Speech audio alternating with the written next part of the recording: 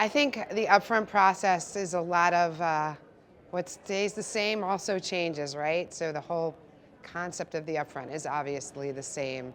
I think the big change is in the explosion of video inventory, nonlinear video inventory, or I guess you call it streaming, and the way we have to think about how do we fit that into our negotiations as we see dollars merge from linear television into this new video world.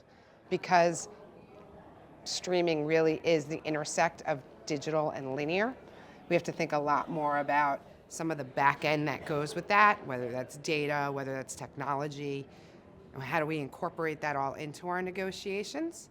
But most of our clients are still used to linear television, and there's still plenty of dollars being traded that way. So it's also how do we take some of the things that our clients love about linear and ensure that we can put some of those assets into our digital negotiations. We know the concept of curation isn't new, but it's really in the spotlight these days. What's your definition of curation? We refer to curation as customized aggregation, where we can customize based on a whole different set of criteria, whether it's genre, whether it's data, whether it's content, whether it's vertical. It allows us to be closer to the inventory, so it gives our clients the benefits of transparency, control. A lot of the other benefits that come with it are being able to frequency cap. So again, all the things that are beneficial to them. Will curation and streaming lead to greater fragmentation, or does it streamline the buying process for advertisers? I think they're two different questions. It definitely streamlines the buying process. It makes it simpler, it gives us more optionality. Again, it gives us back some of the attributes we really like in linear television to this media.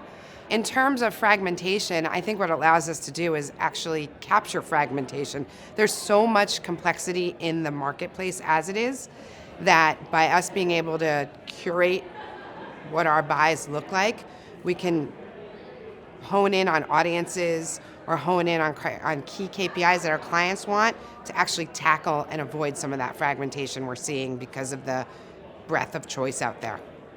Who should own the curation process? I don't think there's an ownership. I mean, clearly, as the agencies, we take the step and we want to do it, but I do think it's an ecosystem. I think you need, in certain cases, you certainly need the third party and the indirect providers, your DSPs, your SSPs, and I think we definitely, obviously need the publishers. They have the inventory. We'd like them to release a lot more of their premium inventory so we can create it or curate it. But I don't think it's one ownership. I think it starts with the agencies and the buyers, but you need the whole system to make it happen. How do you see curation evolving? Wow. I would love to see more premium inventory available for curation. The other thing I would say is as sports and live becomes more important to our clients, the ability and the publishers to release some of that inventory into a curated environment for us to take advantage of, I would love to see that happen.